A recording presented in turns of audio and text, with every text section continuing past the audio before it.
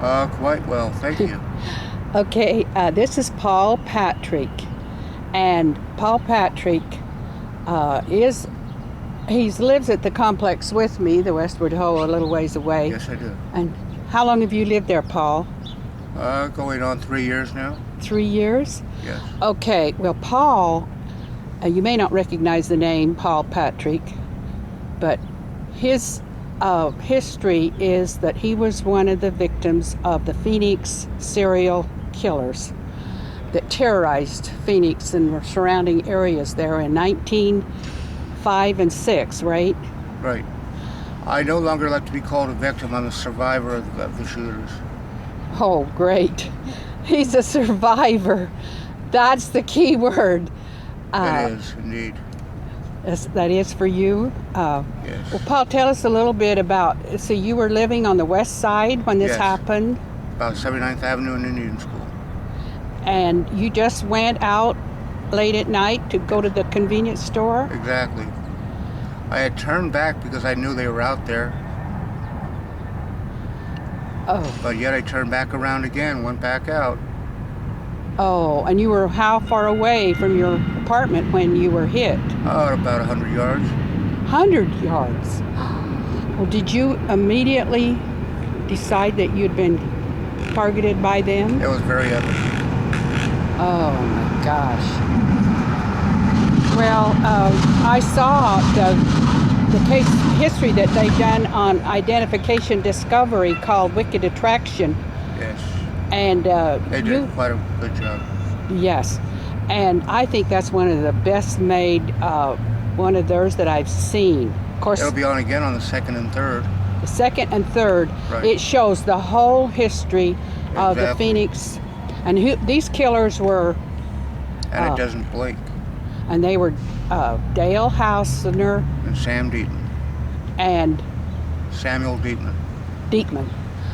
And these were the two guys that terrorized Phoenix. Oh, and there's also Jeff Hausner. Jeff Hausner was another one of the brothers. Exactly right. And what was so notable about this is, how many victims were there? Do you remember? The exact number I don't know for sure, but I know there were 6 dead.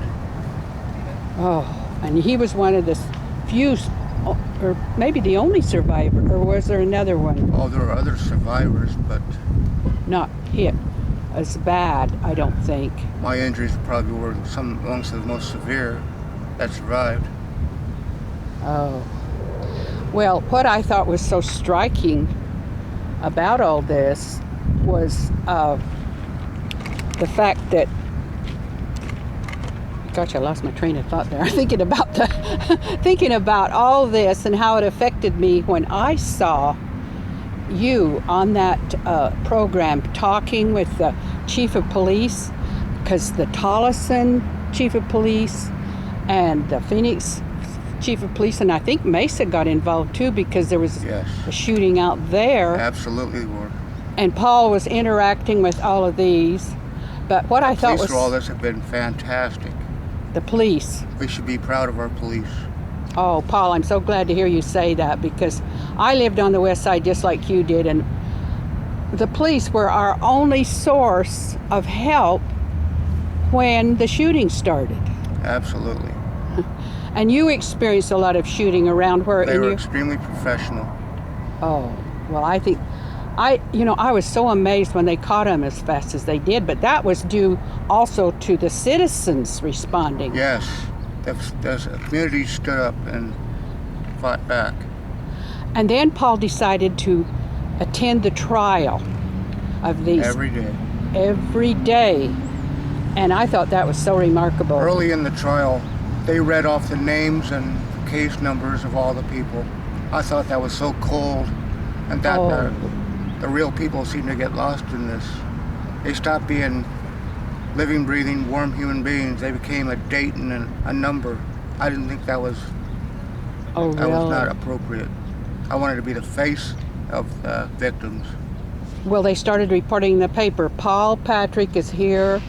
And in passing, I want to say, too, that your mother, Mary, a good friend of mine She's a hero.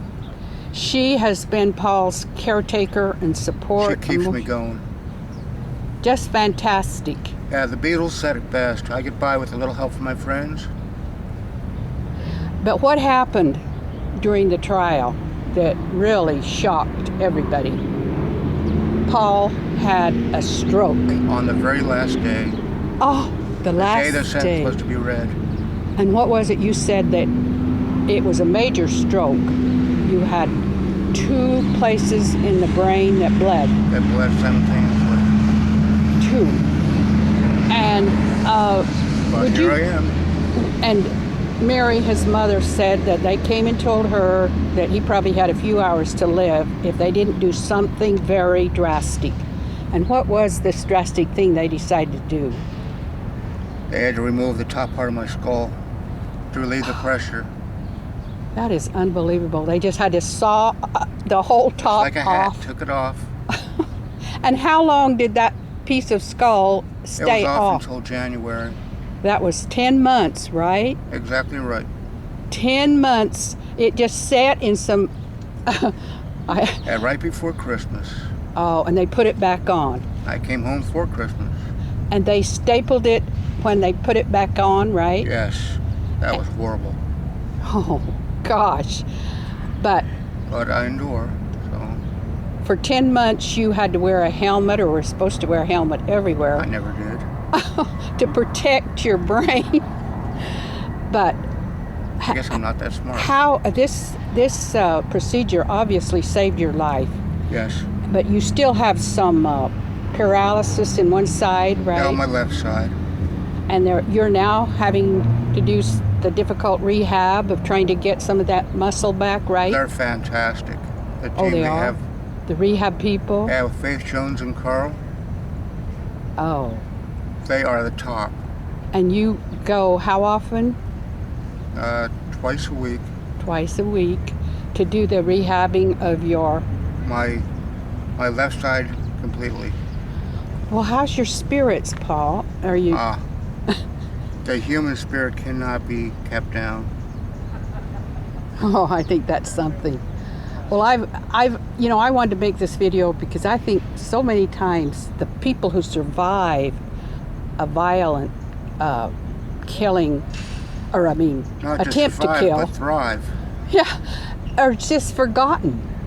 The trial comes, all the dead are noted, but many times the person who's in a wheelchair, struggling to recover, is sort of forgotten, and I don't want to see victim More important forgotten. than that is, yes, I may have been the one that's shot, but there's a ripple effect that goes out. It affects so many other people. Yeah. Like my mother, my family, they pulled together. We always were a close family, but we pulled even tighter. Wow. That was fantastic.